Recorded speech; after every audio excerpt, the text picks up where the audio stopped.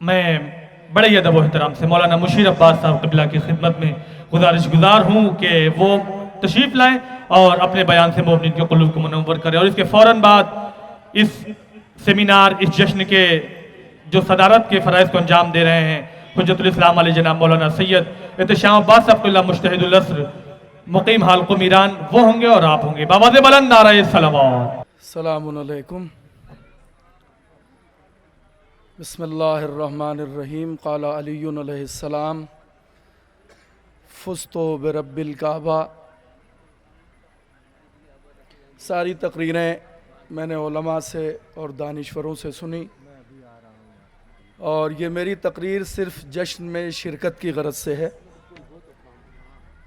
مگر دو تین فقرے تو آپ کی خدمت میں عرض کروں گا۔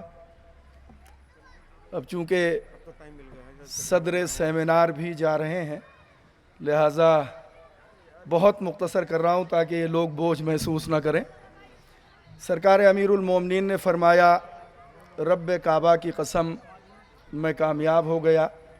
بہت سے مقررین نے اپنے اپنے نظریات، کوئی علم پہ بولا، اور کچھ دانشوروں نے یہ مشورہ دیا کہ یہاں جتنے بھی مقررین آتے ہیں ان کے موضوعات ہونے چاہیے، اور بالکل اچھا ہے کہ سال آئندہ سے انشاءاللہ موضوعات ہوں گے تاکہ سب ایک ہی موضوع پہ نہ بولیں۔ اس میں ایک مشورہ یہ بھی بہترین مشورہ اس بستی کے لیے تھا کہ یہاں پہ ایک دانشگاہ یونیورسٹی کا قیام عمل میں آئے۔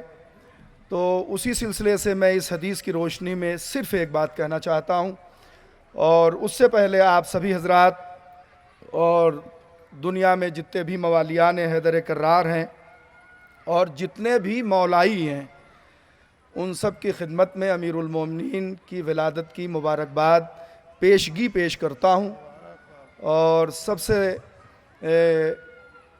خاص انداز میں ہم سب کی جانب سے امام عصر روحی و ارواح العالمین لہ الفدا کی بارگاہ میں اس مسرت موقع پر مبارکباد پیش کرتا ہوں۔ میرے مولا نے فرمایا، فزت برب الکعبہ، کعبے کے رب کی قسم میں کامیاب ہو گیا۔ سلسلہ عصمت میں نے کسی بھی معصوم سے یہ فقرہ نہیں سنا، صرف امیر المؤمنین کی ذات گرامی سے یہ فقرہ سنا گیا کہ اس نے اپنے زندگی کے آخری لمحات میں ضربت لگنے کے بعد یہ فرمایا کہ کعبے کے رب کی قسم میں کامیاب ہو گیا۔ میرے کہنے کا مطلب یہ ہے کہ کسی بھی علی کے چاہنے والے کو یہ احساس دلانا بہت ضروری ہے کہ جب وہ دنیا سے جانے لگے تو کم سے کم اپنے آپ کو اس لائق بنا سکے کہ وہ یہ کہہ سکے کہ میں کامیاب ہو کے جا رہا ہوں۔